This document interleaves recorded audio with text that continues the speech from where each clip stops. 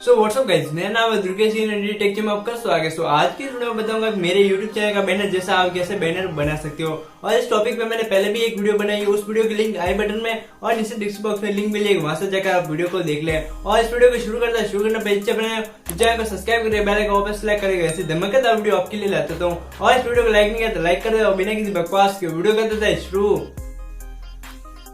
तो आज की इस वीडियो में बताऊंगा कि आप मेरा YouTube चैनल का बैनर है, उस प्रकार का बैनर आप कैसे बना सकते हो। तो मोबाइल स्क्रीन पे जाकर अच्छे से बताता हूँ। तो चलते हैं मोबाइल स्क्रीन पे।